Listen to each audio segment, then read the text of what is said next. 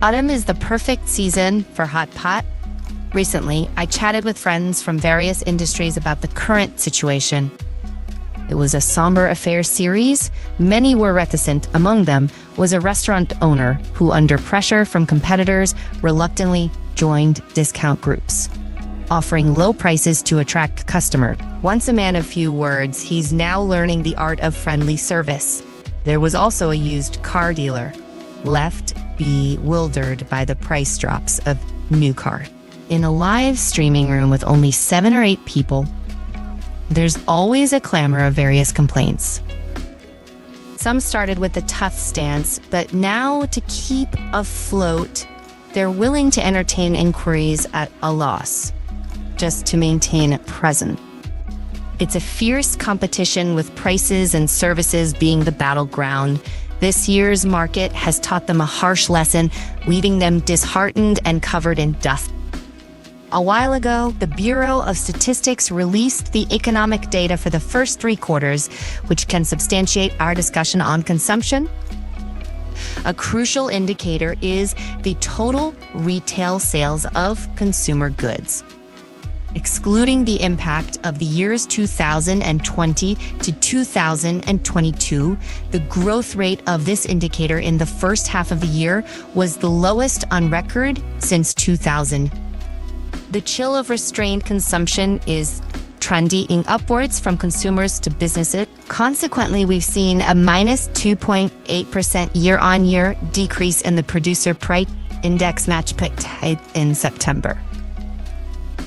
If we look at the year-on-year growth rate, it has been declining for 24 consecutive months. We often hear about the consumer price index share CPI months, which is closely related to the living standards of ordinary people, encompassing the prices of rent, meat, eggs, vegetables, and other daily necessities.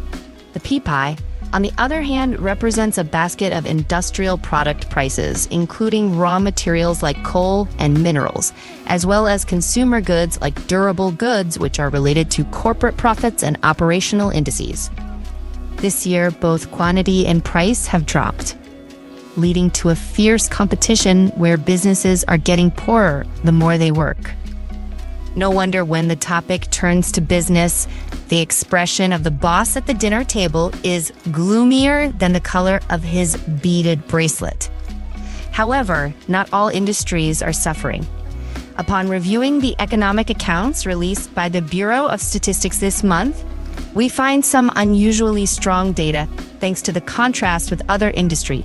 For instance, in the 19th month, the retail sales of home appliances and audiovisual equipment by units above a certain threshold saw a staggering year-on-year growth of 20.5%, which is a 17 percentage point increase from August. Taking color TVs as an example, Avatu monitoring data shows that during the November period, the Chinese color TV market sold 2.04 million units, a 14.4% increase year-on-year, with sales amounting to 9.4 billion and a remarkable year-on-year growth of 28.1%. Secondly, while used cars are hard to sell, new cars are advancing at a rapid pace. The retail sales of automotive products increased by 7.7 percentage points compared to August, and after 6 months, the year-on-year growth turned positive. The data from the Passenger Car Association also matches this trend. In September, the wholesale and retail volumes of passenger cars both saw growth, both year-on-year and month-on-month. It is precisely because of the boost from home appliances and automobiles that the retail sales growth in September rose to 3.2%. In other words, in the process of economic dereal estateization, these two industries have fortunately stepped up. But why are home appliances and automobiles so strong?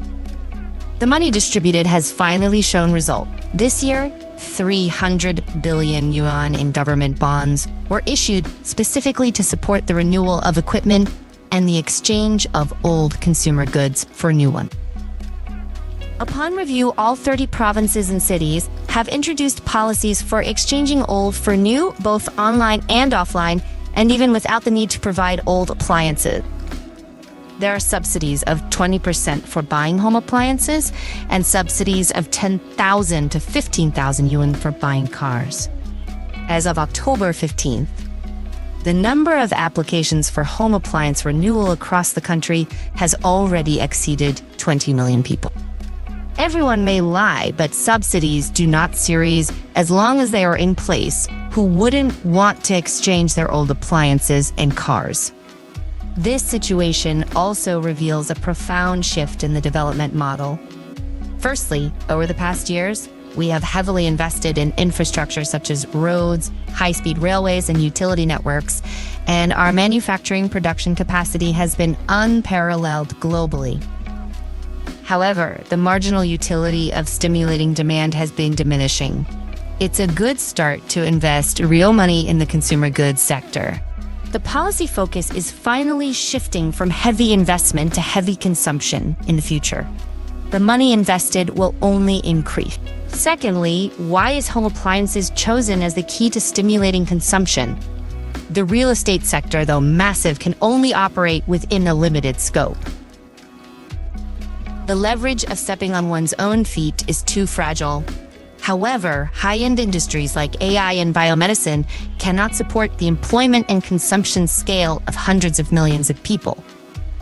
Home appliances, as the largest category of durable consumer goods, have a long enough industrial chain domestically, and a strong home appliance sector means strong consumption. Internationally, they are also competitive access. The overseas revenue of Chinese home appliances accounts for 30%.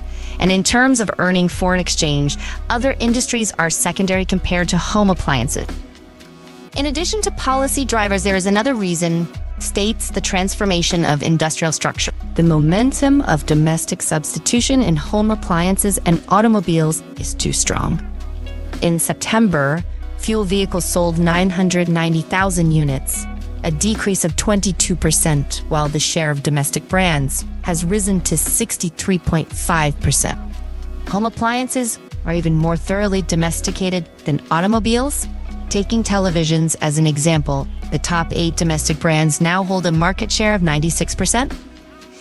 For instance, Year sold 25.26 million units last year, making it the domestic leader and the second in the global market. However, the 4 foreign brands, Sony, Mach Content, Sharp, and Philips, only sold a combined 700,000 units in the first 8 months of this year, with a market share of less than 5%. Behind the domestic substitution of new energy vehicles and smart home appliances is actually a subtle change in consumer attitudes. Consumers are willing to spend money, but they will not spend it foolishly. They will spend hundreds in a snack shop without buying a bag for 50 cents. They are willing to spend 300 yuan on a meal at a mall, but they will not tolerate a 2 yuan utensil fee. After all, they are familiar with the parameters and configurations of mobile phones and do not hesitate to spend 5,000 yuan on a flagship phone. But they think it's robbery to sell a phone case for 29.9 yuan. A report from China Tea Securities states that in the seller's market era, retailers were positioned as service providers to businesses, and brand owners had absolute pricing power. After the rise of buyer's voice, the distorted industrial structure was adjusted. As goods retailers became excessive, the market entered the buyer's era, and the value distribution in the industry chain began to favor consumers. This is a downgrade for businesses, but a real upgrade for consumers. They spend money on good products and policy subsidies. This is the rise of independent industrial chains, a change in consumer attitudes and the right timing. This kind of competition reflects that slow-reacting joint venture oil cars and foreign-colored TVs are not wrong to be eliminated. The TV industry is a very representative perspective for observing policy trends, industrial upgrading, and consumer changes. I looked at the third quarter TV sales data and found that the current consumers have picky demands that foreign brands cannot meet at all. First, the screen must be large. In the third quarter, 75 inches have become the largest size in retail volume with a sales share of 20.8%. It may be thought that it was all floor standing before, and it was thought that 55 inches would be enough for a space less than 3.5 meters. Until I went to a friend's house for dinner and saw the huge screen of nearly 100 inches on the living room wall. I watched a Premier League match and then realized that a large screen is really fragrant. An even more explosive trend is that the sales of mini-LED TVs have surged by 470% in just 3 months. What is mini-LED? There are 3 types of current TV display technologies: Rudier, Micro LED 10, bloodied, and L. Micro LED and Auto are both self-luminous. But the former is too difficult to apply, and the products are all very expensive. The latter's brightness and lifespan are very average, and it may even burn the screen. Ordinary capital has insufficient contrast. Mini LED has a large number of tiny LED beads inside and can present higher brightness and contrast through regional separate lighting, and the color display is more natural than orange. The cost is lower than micro LED, and it is not as delicate as can. It has high brightness and long life. So the outbreak of mini LED is logical. In addition to having a large screen and mini LED, AI large models are also indispensable, and energy efficiency must be saved. During the November security period, the increase in first-class energy-efficient color TVs was as high as 11 times. The popularity of high-refresh TVs with a screen refresh rate above 120 Hz has reached 70%. More importantly, the control of halo is the virtual shadow that spreads from the edges of the image in dark scenes. If it is not well controlled, it will greatly affect the viewing experience. You see the above requirements: super large screen, mini LED, first-class energy efficiency, high brush, and strong halo control. And the key is that the price-performance ratio of foreign capital is impossible to compete with autonomy. The logic of the rise of autonomy in cars and home appliances is very similar to the past. When buying a car, fuel must be bought, and joint ventures still have to pay extra for queuing for a few years. In a few years, the pure electric plug-in hybrid and range-extended batteries of autonomous vehicles have created a cliff-like gap in experience with oil cars. The same is true for TVs. 15 years ago, Chinese color TVs were short of zinc and iron, and when buying a TV, the salespeople of foreign brands in the mall were all looking up. At that time, Chinese companies were almost puppets of Korean and Japanese panel companies without their own upstream industrial chain, and were easily manipulated. The remaining little profit was continuously consumed in large-scale price wars, and it was not surprising that they suffered losses and bankruptcy. From 2005 to 2014, liquid crystal panels were always the 4th largest import product in China, second only to chips, crude oil, and iron ore, with an annual expenditure of 30 to 50 billion US dollars. Until 2009, year established China Star Optoelectronics and domestic TVs gradually started the counterattack road. In the first half of 2024, the panel shipment of year, China Star was 24.4 million pieces with a market share of 20.6%, becoming the only domestic TV manufacturer with its own liquid crystal panel. There is no other one.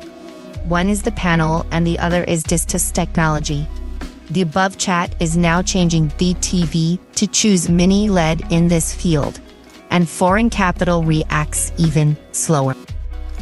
In terms of layout time, production scale, and product quantity, Lunar Security is an undisputed leader. It started research and development in 2017 and released the world's first mini LED TV in 2018. According to data from China Health, China's sales of mini LED TVs ranked first in the retail volume and retail value of China's entire channel in 2023, with a retail volume market share of 50.5%. That is to say, for every 10 mini LED TVs sold in China, 5 are January when buying a car, a mobile phone, or a home appliance. I have always been a paranoid parameter party thinking. After stepping into many pits, I realized that parameters are only a sufficient but unnecessary condition to get on the table. Note that the panel, mini LED chips, high brush, etc. Are only determined by the lower limit of picture quality, which is the premise. The halo control technology can determine how high the upper limit of TV picture quality is. This year's double matte says a 75-inch version of Year Gokwo, which is cheaper by nearly 2,000 yuan. Before buying, I already knew the parameters one by one, and they're all full. The number of mini LED backlight partitions has been increased to 2,160, and the peak brightness is as high as 3,800. It has a unique UD 3.0 and LAN 2.1 interface, full-speed Wi-Fi 6 refresh rate of 144 Hz, compared with several foreign brands with the same configuration. The price difference is close to 3 times. What else do you want? However, it is not enough to compare parameters. There are many TVs that meet the large screen, mini LED, high brush, and high memory. After starting the comparison, it is found that some are dim and gray, and there is a halo-like astigmatism at the edge of the object.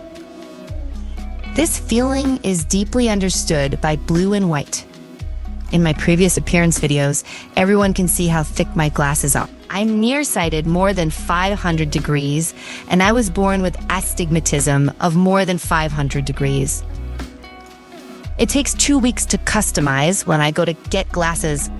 Looking at bright objects at night, the feeling of a group of blurs is only understood by astigmatism patients. This is a detail that is easy to be overlooked when buying a mini LED TV. The more the partition quantity, the higher the brightness and contrast, and the more difficult it is to control the halo of the dark part details. How does Year solve this problem? I consulted professionals on the principle the lens technology is the core of controlling the halo. The mini LED light-emitting chips on the backlight panel are regarded as flashlights, and the lens technology is equivalent to adding a precise optical lens to the flashlight. Management's ultra-micro light lens technology can adjust the light multiple times, which can not only disperse the light in the middle to both sides, but also gather the light from the surroundings to both sides, increasing the halo controllability by 96%, the backlight uniformity by 112%, and the optical stability by 8 times. I specifically chose the picture with strong contrast between light and dark details. Lianolina Adishoit Attica almost has no false light at the edge, and when the light is turned off, the black part of the picture can even blend with the roof. In the past, when the TV was placed there like furniture, I didn't want to turn it on. Now, after I finish writing the manuscript at night, I am used to lying on the sofa, turning off my mobile phone, closing the curtains, turning off the light, and opening a can of ice beer to watch a movie alone. This immersive experience of being alone is rare. Continuing the above topic, why do we use color TV as a window to observe policy trends, industrial upgrading, and consumer changes? I have heard an interesting saying that new industries from 0 to 1, and the breakthrough of technical principles often comes from American companies. The first stage of industrialization from 1 to 10, that is, the industry formation period, is usually completed by Japanese companies. The second stage after that is the industrial expansion period, where the input and output scale of industrialization elements and market demand surge, which is usually completed by Korean companies. And Chinese companies can directly do 100, driving the industry to the highest level of maturity. Once we had a huge real estate chain, urbanization magnified demand and industrialization expanded supply. Everything was created from nothing and the product was just passable. Therefore, this imitation became a trio of surpassing and tried many times without failure. However, without steel and cement, without the process of young labor cars, home appliances, and mobile phones tend to be saturated and consumerism recedes. Where is the new growth point? The report from Gushin to Security states that real estate mainly affects consumption through the wealth effect of housing prices and consumption tendency channels, referring to the Japanese experience when the proportion of real estate in residence is wealth drops to below 50%. And the housing price drop narrows to 1 to 2%. Consumption tendency may be desensitized to the downturn of real estate, and then consumption will rebound. How long the initial pain will last, no one can predict. The consumer pool is shrinking and consumer requirements are becoming more and more picky. If there is no core technology of their own in the future, they will still follow others step by step, and the road of suppressing prices and costs will only become narrower and narrower. Canada's panel and chip can achieve the entire industry chain, leading the global direction of mini-LED technology, and can directly pull the parameters full. High brush AI energy efficiency interface can give all you can give, which is a world problem. The light source control can be fully developed, and foreign brands have it.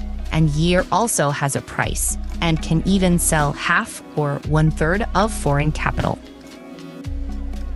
Even if you have traveled abroad in the past, high-end filters will also be broken. More importantly, it is not only domestic, but also abroad. Drock has been going abroad for 25 years, with 46 R online centers and 33 manufacturing bases, and sales are distributed in more than 160 countries and regions. With core technology in their own hands, they can give consumers what they want, and the price is close to the people. Internally, technology upgrades to drive consumption and employment, and externally, it expands overseas. The famous Marshall model has an assumption that when the products sold by each manufacturer are exactly the same, it means that manufacturers are price takers, not price makers. This is the relentless reality that all enterprises have to face in the era of cruel internal competition of durable consumer goods. From this perspective, the problem we faced at the beginning of the video, Darko provides a typical sample for Chinese brands to get rid of low-quality internal competition. 20 years ago, a senior executive of Toshiba in Japan commented on the Chinese home appliance industry in this way: Asians' Chinese enterprises are a bunch of fruit peddlers. What kind of fruit is needed on the market? They package what kind of fruit. They're not the ones who plant fruits, let alone plant high-quality varieties of fruits, but just fruit peddlers. The vicissitudes of life. Now, Chinese home appliances can calmly reply to Reese, "I'm sorry, times have changed."